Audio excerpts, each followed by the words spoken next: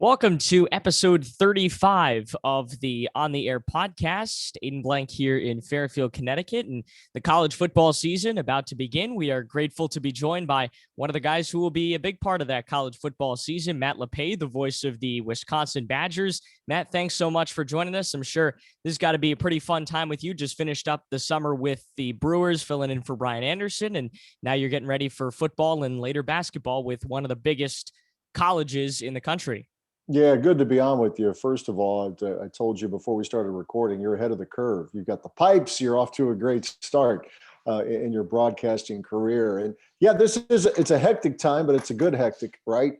Before any season, it gets like that as we get all of our sponsors lined up and all the things we need to do for them during the course of a broadcast. And in the meantime, preparing, just doing all the basic mechanics of going to fall camp most days and interviewing players and coaches. For me, that's the real fun part. And it's like studying for a test. You want to have all that stuff ready to go by September 4th. That should be the fun time. That's the payoff. So, I mean, from my perspective too, Aiden, and I think I probably speak for everybody, I don't think we're going to be completely back to normal, but it's going to look a lot closer to it than what we all experienced last year. We're looking forward to fans coming to the stadium, looking forward to hearing the band, and all of the things that make college football so great. The atmosphere that was missing last year, we're really eager for the return of that atmosphere this fall. I asked a couple of the college guys that we've had on, John Walters from Iowa State and Andrew Allegretti from Tulane, now at Vanderbilt.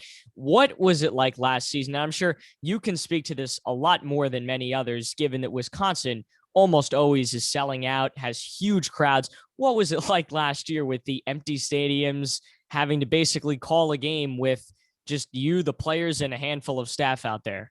Well, I really tried to trick myself early. I was just so happy that there was a season. Happy most of all for the players that they had a chance to actually get the payoff with all the work that they put in and the stop and start nature of how the Big Ten season didn't occur, and then occurred again in a shortened version. So I was really happy for them. But I try to tell myself as soon as you put on the headset, you lock in to doing everything you need to do mechanically to get a broadcast on the air.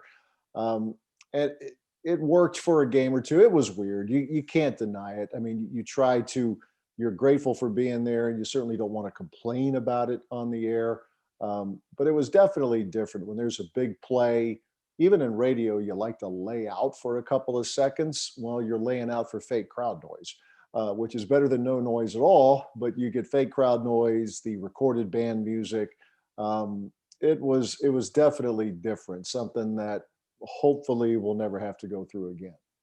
Now, will you be traveling with the Badgers on the road? I know for whatever reason, even though the pros, a lot of them ended up doing the away games remotely from the parks, from their home team parks, a lot of the college guys that I've talked to have actually didn't miss last season. They were traveling with the teams. Are you going to be traveling with the Badgers for football and basketball? Yeah, that's the plan. We'll be traveling with them, and we really, we won't have to fly really for Right. several weeks. But we are going to be on the team plane. We have seats reserved. Last year there were options in certain cities. We made a day trip to Evanston, the Northwestern. Could have gone to some others, but it just for us, it worked out. We had a pretty good arrangement with our remote broadcast back at Camp Randall Stadium, the home stadium for Wisconsin football. Not ideal, but I think for multiple reasons, it just made more sense for us to do that. It's funny you mentioned that though, with the lack of cohesiveness. That's kind of college athletics right now. Each conference kind of does its own thing, and within each conference, each school might do its own thing. It's a different topic for a different day, but I think college athletics, football specific to this conversation, is screaming for some unification. Don't know if it's going to happen anytime soon, but it seriously needs it. What does your prep look like when you go between baseball during the summer and moving into football in the fall? Is there kind of a shift into preseason prep for Wisconsin? What does that really entail for you? Yeah, well, this year more than most because the Brewers games that I did were road games and we did not travel. And I don't think the TV crew will travel. So it was all remote. It was all close to show and go. broadcasting. So it's not like I'm going to hang out by the batting cage when I'm in Milwaukee and the team is in Chicago or Pittsburgh or something like that. Here's my old school board I'm putting together. Some people generate it more in a modern fashion. I still do it old school, but the preparation, the transition for me, what I really enjoy, touched on it a couple of minutes ago. I get to most of the practices. It's closed to a lot of the media, writers, and television folks. But as a team broadcaster, we're fortunate we're able to go there most of the time, and we get access to players and coaches, sometimes via Zoom or in a socially distant manner. If we talk to them in the stadium, we're all masked up and all of that stuff. But you really start to zero in because the sports are dramatically different. How you call a baseball game on television or even radio, probably for that matter, and a football game, that's kind of one end of the spectrum to the other. Every game in football means more. The sport is obviously more intense. I'm not saying one is better than the other, but they're different.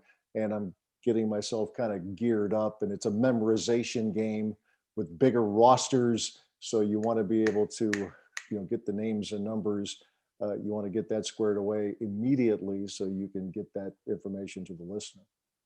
So now that we've kind of talked a little bit about the aspects of this season, I want to talk a little bit about your career. And I always like to start in the very beginning. When did you first know that you wanted to get into the field of broadcasting? Pretty early in life, actually. I always thought, like many, wanted to play professionally. I was a big baseball fan growing up, maybe as much, if not more so, than any other sport. But when you realize, or when I realized I probably wasn't going to be good enough to play, I thought coaching might be kind of fun. And then I thought broadcasting might be even more fun because you're not at the mercy of a win-loss record. I grew up in Southwest Ohio, Dayton, Ohio. Listened to a lot of Cincinnati Reds games on the radio, Cincinnati Bengals games, some Ohio State football, and I just fell in love with the craft at a fairly early age, probably even before high school. But by the time I was in high school and as a junior and a senior, I knew this was something I really wanted to pursue. And going to Ohio State, we were able to organize our own group to put together hockey broadcasts and some baseball broadcasts, and that's kind of how I got my foot in the door, at least got into the routine of preparing for a game and broadcasting some games. And it took off from there. Some small market radio, doing a ton of high school games, American Legion baseball, all that stuff that's really necessary to be able to at least give yourself a chance if the opportunity arises, which for me, fortunately, it did many, many years ago. 1988, to be exact, was when we moved from Ohio here to Madison, Wisconsin. And I know you ended up at Ohio State for college. Was that a pretty easy choice given that you had grown up there? And did you grow up a Buckeyes fan? Was that, I know a lot of Ohio people will end up with the Ohio State team. Was that kind of an easy choice for you? Yeah, in my former life, I was an Ohio State fan for obvious reasons. That changed 33 Not years anymore, ago. yeah. Yeah, he kind of the fan card you kind of turn in anyway, but obviously I really enjoy it when Wisconsin beats Ohio State. Ohio State was definitely there. Ohio University in Athens, that too was a school I strongly considered because they're very good in their radio and TV program. At least they were at the time. I assume that's still the case now. But I wanted to make myself have some room for flexibility with Ohio State. I was still kind of thinking maybe education would be something I could major in as well. As it turned out, I just was so stubborn about getting into broadcasting that was the sole focus, a journalism major. But there weren't many others I considered, I guess. Ohio State was the easy one, less than an hour and a half from where I grew up, where I could be away from home, but not that far away from home. When you got out of college, you started with music, and you kind of moved into the high school aspects. With you mentioned high school football, American Legion. How did you end up at going from, I believe it was a top 40 station that you first got to, right, with the music, and then you ended up going to the smaller sports station? What was the process like going between those two, and was it a very tough choice to make? It was one why I fell into working for the top 40 station, WNCI Radio in Columbus. They were trying to expand their portfolio a little bit, if you will. Obviously it's a intensive music station. They did have a news director, an old school guy. He was out in California for years and years. And one of the first assignments I had was covering the 1985 Rose Bowl, Ohio State and USC. Chris Spielman was a freshman. USC had a star defensive player named Jack Del Rio. Name might ring a bell to a lot of NFL fans. But to be honest, the process of me going from a top 40 station to smaller markets calling high school games, the process was made for me. I got let go. I was part of a series of budget cuts at WNCI, which spared them the whopping salary of $12,000 a year or something like that I was making in 1986. Spring of 86 was when I was let go. But I also knew I wanted to get into play-by-play, and that wasn't going to happen at a top 40 station in Columbus, Ohio. So actually being a budget cut was the best thing that could have happened to me. I worked in Athens, Ohio, the home of Ohio University, but I worked at a really nice radio station down there, but I was a news director, so I wasn't really getting into the sports realm much at all. And the opportunity came up in a little town called Piqua, Ohio, which is about a half hour, 45 minutes north of Dayton. And that's where I was able to broadcast a lot of high school football, high school basketball, American Legion baseball, all Aiden while playing what they called the beautiful music of yesteryear. The rest of us call it elevator music, but I played that for 8 hours a day. And the reward for that was being able to work on my craft as a play-by-play announcer. I know at some point you considered going back to grad school, trying to switch into PR. Were there any career doubt, any doubts after you got let go that you had about going into this career of play-by-play? I know a lot of broadcasters have gone through those kind of slumps. Yeah, and I was impatient. And again, when I look back now, I was only a couple of years, 3 or 4 years actually removed from graduating from Ohio State. And so many of us, we want it all, we want it now. And I did set a goal for myself. I wanted to be working for a major college program within 5 years of graduation. And I was still well within that window, but I was getting impatient. The station I was working at was spinning my wheels in terms of salary or lack thereof. And it just so happened there was a trade publication. It was not electronic in those days. You actually bought the magazine that stated in the classifieds there was an opening for a basketball announcer, a backup hockey announcer, and an afternoon drive sports anchor at WTSO Radio in Madison, and sent a cassette tape. Have someone show you what that looks like if you don't know. And the planets aligned. Flew up for an interview. They gave me a tour of the city, a tour of the campus, offered the job, and it worked. There's so much to this business. It's about luck. It's about good timing. But I'll give myself this much. I prepared as best I could. You never perfect your craft, but you want to improve at your craft to the point where if there is an opening at something that you think is a higher level, you at least have some confidence that you have the ability to get into the mix. So maybe a little bit of skill, but a whole lot of luck and good timing really played a part in the move up here. It's interesting you mentioned setting that timeline of 5 years. I'm going to be in college football, because it kind of reminds me of a guy we had on many, many moons ago on the podcast, Kevin Brown, where he said, I believe it was, he said, I was going to be in the major leagues by age 30. How did you come up with that timeline?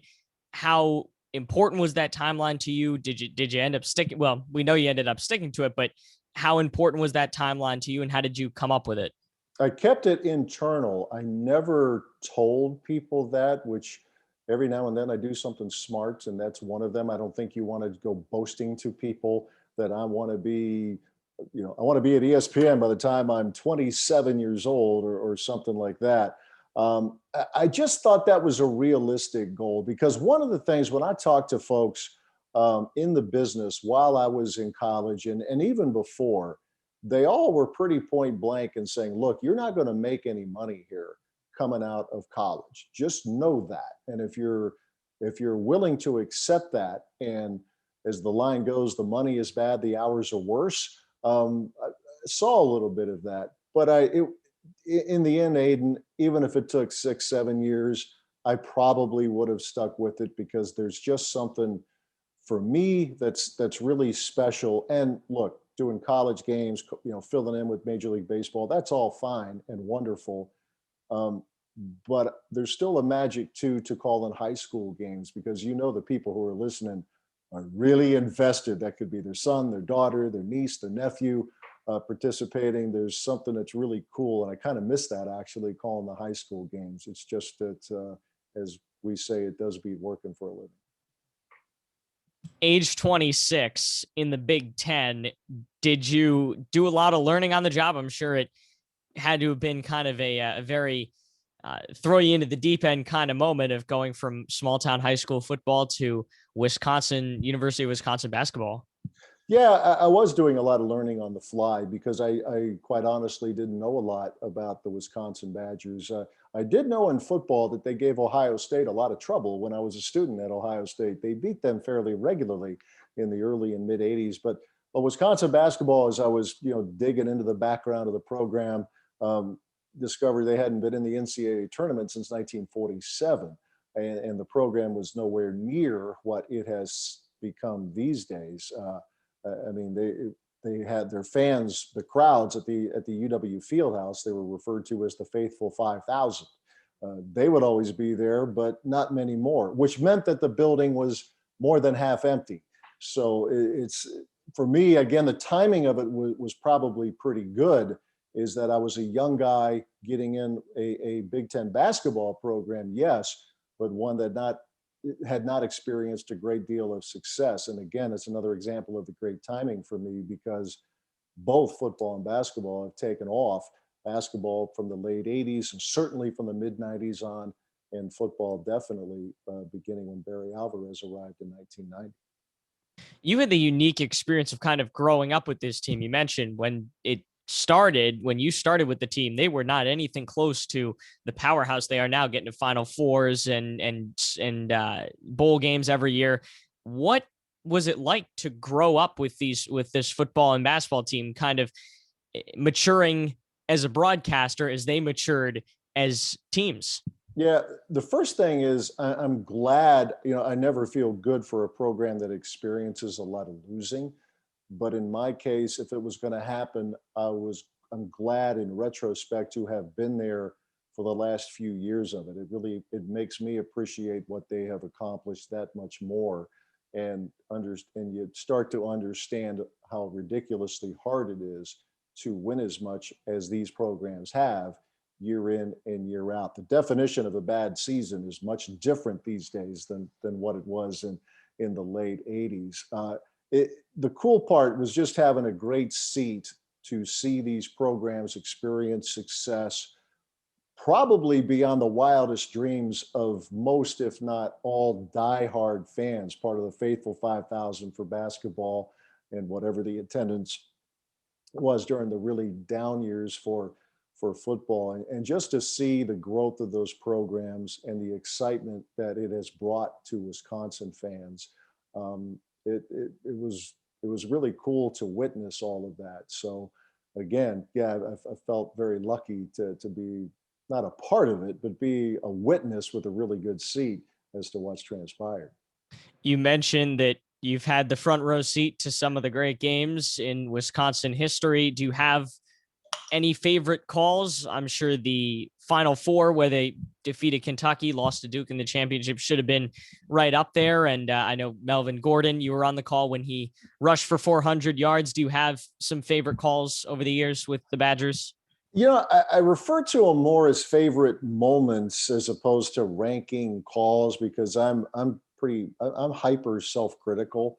I'll think, well, maybe I could have done this a little better. Maybe I could have throttled back on a certain call, had more punch to another. The Melvin Gordon game was, I mean, that was incredible. He ran for 408 yards in 3 quarters. They pulled him from that game. I just remembered the record-breaking run. It's kind of a funny story. It was cold. Imagine that, in Wisconsin in November. It was cold, but I was probably 1 layer short in my wardrobe. So I'm shaking like a leaf, and he's having this ridiculous day, 300 yards, 350, 370. And and on and on. And, they have the ball, they're in Nebraska territory, and I'm shivering. I'm writing it down. Like, if he scores on this play, 4:08. I'm like, are you kidding me? Well, again, the timing, it turned out that he broke the run. So, like, knew right away, I didn't need a stat guy to tell me that on the touchdown run, that gave him 408 yards. So that was, I mean, it was just remarkable. They did Nebraska a favor by pulling him in the fourth quarter. The Duke, or excuse me, the Kentucky game, not the Duke game, the Kentucky game was the moment that really stands out for me was it was a great sequence by a player named Sam Decker, who hit a step back three for the lead, gave Wisconsin the lead for good in the last couple of minutes. And then at the other end of the floor, he took a charge. He didn't take very many charges in his career, but that was as special a sequence maybe as there has ever been for Wisconsin basketball. So to be a witness to that, but they've had a lot of buzzer beaters, a lot of great wins that are, in the category of upsets, but those are two certainly that stand out. The day Ron Dane broke the rushing record in 1999 against Iowa, it was a good long run, broke tackles. It was a great day for Wisconsin. If I'm thinking of greatest moments, that's got to be among them as well. You mentioned that you tend to be overly self-critical. I think I asked Mike Monaco a couple of episodes ago about this. What is your process for listening to the games after you finish them? Do you listen and critique yourself after you've done a broadcast? I do it fairly often. I would be lying if I said I did it all the time. But one of the things that I'll do fairly quickly, if there's a big moment, I'll go back to that as soon as I can, just to self-evaluate. Did I describe it right? Did I put the moment in its proper context? Did I overmodulate? Whatever the case may be. If I'm listening to a longer stretch, that's something that I might do when some time separates from when it actually happened to when I listen back to it. So I might listen to something over the summer. Matter of fact, recently I was listening back to a couple basketball games, not the entire game, but just stretches of it. Just, okay, when I'm listening to this, am I painting the picture properly? And the same thing with football. Listen back to a game late in the regular season last year when they played Minnesota. Like, am I painting the picture properly with this? Am I identifying the players the way you should be? It's better for me a lot of times if there's some time separation. That way, it isn't quite as vivid in my mind what I just saw. So I'm relying on the recording of my description. So that, in a nutshell, is what I do. But the time doesn't really permit going over a 3-hour football game or a 2-hour basketball game every time. But definitely will spot check myself when I can. Talk about the big moments that you've called. I know you're not one of the guys that likes to harp on the big calls, the highlight reel kind of calls, but what is your trick to nailing those moments down? I think one of the keys is not to overthink. The old keep it simple philosophy with excuse me, with radio. Get in, describe the play, and then get out. And lay out for a couple of beats for radio. Obviously, you can do it a lot longer for television, but get out of the way. Let the analyst come in. Short and sweet, I think, for me, has probably worked. I don't write down the phrase, what am I going to say when Melvin Gordon breaks the record, or if Wisconsin is going to the Final Four or wins a Big Ten championship. There might be a key word that I have in mind, but I never write down in advance or give deep thought to how am I going to describe this, because you don't know how they're going to win the game, right? So I guess the key is don't overthink, trust your instincts. And in my case, again, I've been lucky. I've had a lot of practice with really big moments. Some I'm more pleased with how I've described them than others, but they've given me a lot of opportunities to describe a lot of special moments for football and basketball here. How do you balance keeping it simple with making sure you do describe the play for the radio, because obviously you know from being in radio all these years, the number one job is to paint the picture and be very, very descriptive. But how do you balance that with, at the same time, saying what you need to say and getting out? Again, it's something. The key word there is repetition. The more you do it, the more comfortable it will be. You can paint the picture. When Melvin Gordon broke the record, I described him, whatever, to the 15, to the 10, to the 5, a touchdown Wisconsin, and then mentioned right away record-breaking run Melvin Gordon 4:08. I think at that point, I've said all I need to say. Like, he's just scored another touchdown. He's just broken the record. He is rushed for more than 400 yards. Boom, boom, boom, go. There was a game, matter of fact, it was the last time Wisconsin beat Ohio State in football in 2010. Ohio State came in undefeated, ranked number 1, middle of October, all the hype, all the pomp and circumstance for a big game, a regular season game, but a big game. And a player named David Gilreath ran back the opening kickoff for a touchdown. So the place is up for grabs. And I just said, this game, after, to the 10, to the 5 touchdown, David Gilreath, 97 yards, this game is underway with a bang. You're good. That's all you need to say. Let it go. Analyst comes in. It's 7-0 Wisconsin after the extra point. So there is a little bit of a less is more rule that I suppose I follow. I don't think about it a ton, but sometimes the more you talk, the more mumbo jumbo it could be for somebody listening, driving from point A to point B. Tell me what you need to tell me, and we move on to the next play. I was listening to an interview with you where you recommended that broadcasters, you do broadcast style writing instead of print style writing. What is the difference between the two, and what is so important about both? Well, when you're doing broadcast writing, I mean, that's when if you're writing something for a television script or for radio, you're spelling things phonetically. You're probably not using the textbook punctuation. It could be ... just to tell yourself to pause. That's what I'm talking about for writing for television. All caps. That's just an old rule that I was taught probably 35, 40 years ago. Or if you're writing for a website, if you're writing a blog, whatever the case for electronic, then you want to be proper with your punctuation, excuse me. You still want to use proper grammar, subject, verb agreement. Those rules apply either or, radio or television. But your spelling, you're not going to have a spell check if you're writing a name out phonetically. Wisconsin football has a player, his name is Tyler Mace. It's spelled M-A-I-S. For broadcast, I spell it M-A-C-E. So that's just an example for me writing for broadcast as opposed to writing for a website. How does that translate into what you're saying on the air? Well, what do you mean by that? As in, how do you bring your broadcast style writing kind of on the air versus, like, how would you bring that into a call that you're making? Well, I don't know what I write is going to have, those are separate entities. I mean, when I'm talking about writing for broadcast, it could be like the open of a broadcast, a tease of a broadcast. I mean, that's not play by play.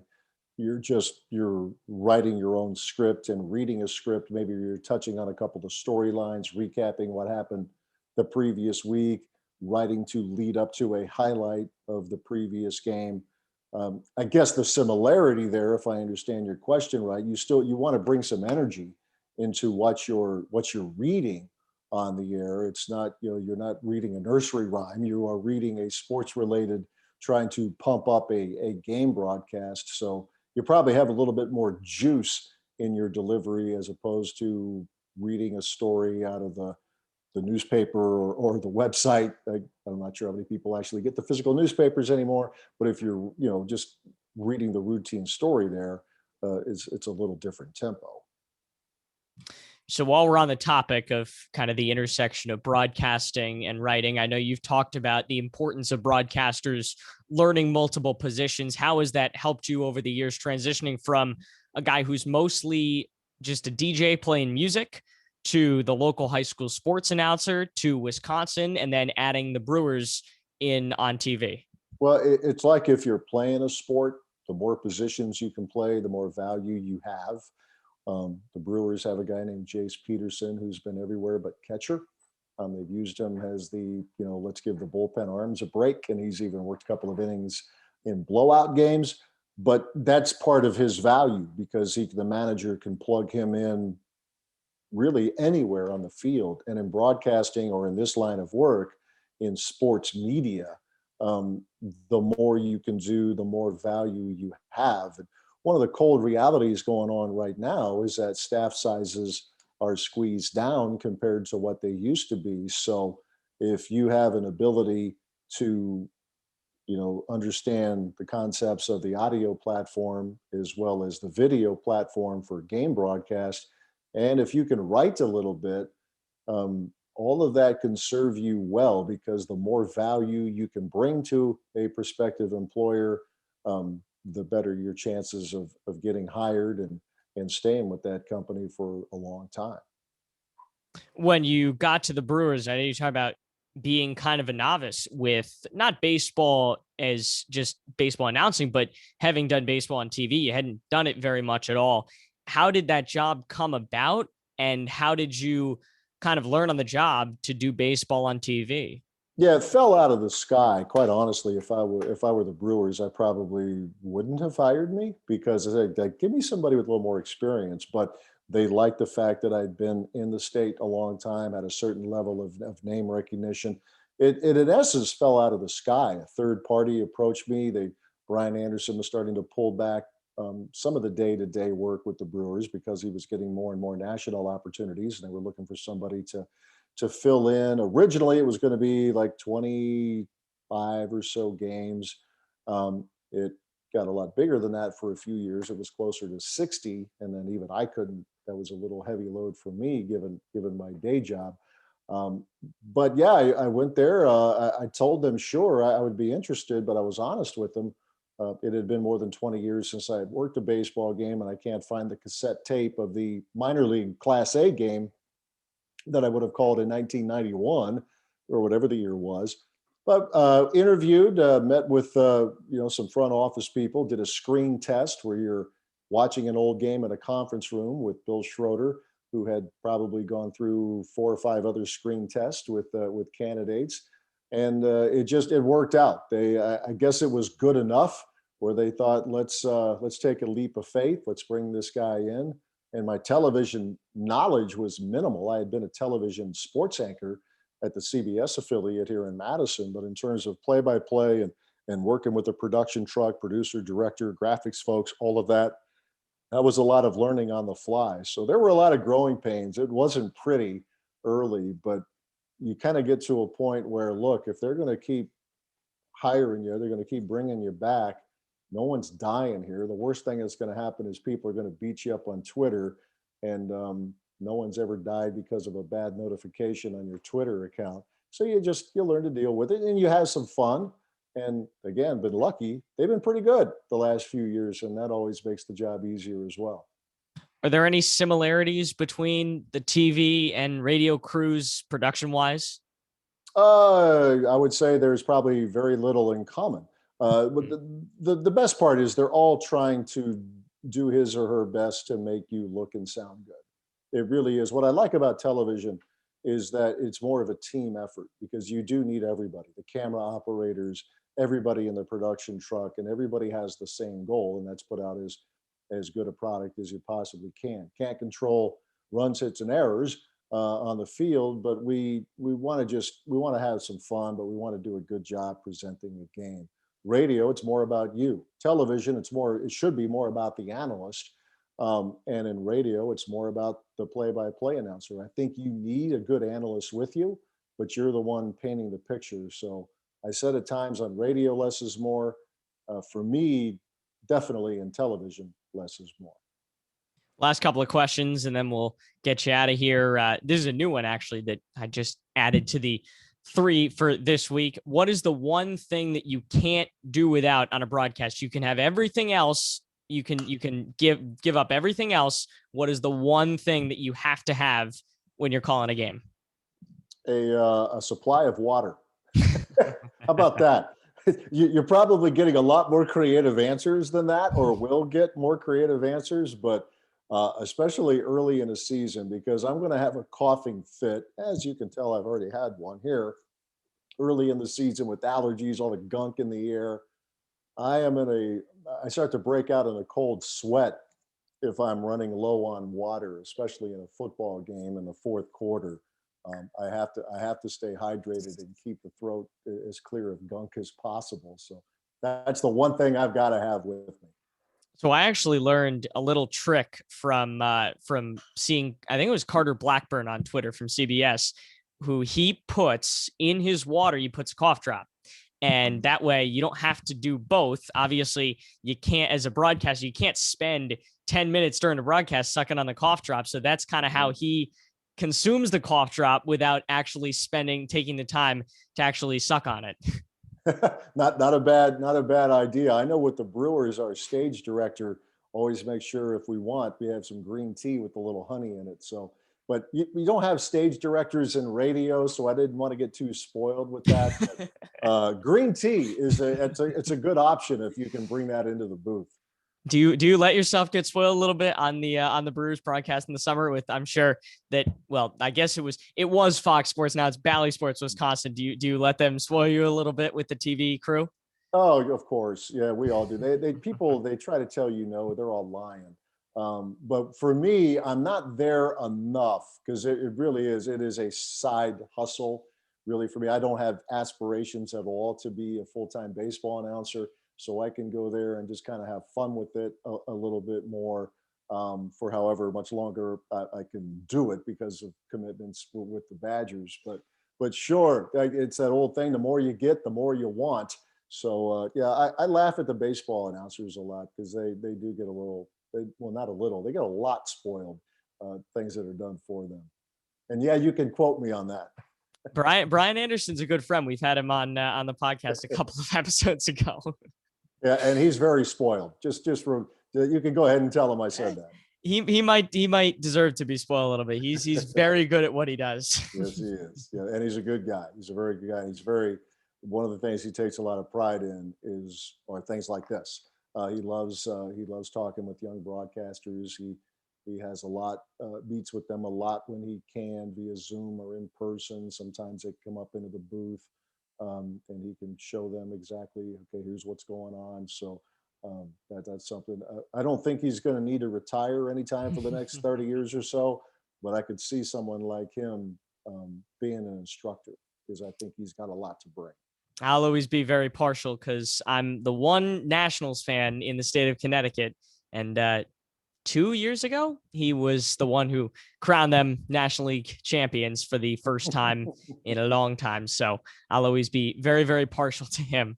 But we'll move along here. Broadcast you've always wanted to meet, can be dead or alive. Vin Scully, I never did meet him. He didn't travel, obviously, the last few years. And the first time I went to Dodger Stadium to work a game was 2018, I believe. And Joe Davis who I've known back since when he was a student at Beloit College, he had taken over. So he's probably the one. Kirk, if it's one, I guess I would say Vin Scully. There are probably one or two others, but I'll go with Vin Scully. Favorite stadium or arena besides Wisconsin that you get to broadcast from every year? Well, I don't get to broadcast every year, but the favorite venue for me and second place isn't that close. It's the Rose Bowl. I've been there. I've broadcast Rose Bowl games 6 times now. I want to say I've covered 2 others, so it's a little bit of a home away from home. So that's the one for me that stands above the rest. You're going to Soldier Field for football this year, right? Aren't they playing Notre Dame? Yep. Yeah, they played there 10 years ago. They played Northern Illinois there 10 years ago. Kind of a funky looking stadium, but the historic, nature of it it's always special. Lambeau, Wisconsin played LSU at Lambeau Field 5 years ago, and that is as glorious to me a stadium for football as you'll find. The setting of the Rose Bowl stands alone, but Lambeau Field, my goodness, that's a very, very special place. Not just because I'm in Wisconsin. I think most people would tell you it's a very special place. They're at Lambeau next year for the Notre Dame game, aren't they? They are not. Maybe it was 2 years from. It's a few years. They've rescheduled. They were going to play last year, but with the pandemic, and I want to say off the top of my head, 2026 they'll play there. So, but yeah, they got the Notre Dame game in Soldier Field this year. So that'll be cool. That'll be a lot of fun. A lot going on. That's Ryder Cup weekend at Whistling Straits in Wisconsin. So yeah, that'll be a special time in this part of the country. Advice that you have to young kids that want to get into the industry? Do what you're doing. Be able to broadcast as many things as you can. Say yes to just about anything. I don't want within reason, but anything where you go through the process of preparing for your craft. If it's interviewing players, coaches, studying up on, reading up on things, studying up on statistics, just going through the process. There's a young man, Chris Vosters, who's doing a lot of that now. He's a UW graduate 10 years ago or so, and he's doing anything and everything. So the more you can do, back to the versatility topic, that's really important. And the one thing, and BA, Brian Anderson and I, we've talked about this a lot when we meet with younger broadcasters. Be a good teammate. It's unbelievable what being a good person will do to help you build equity. Be coachable.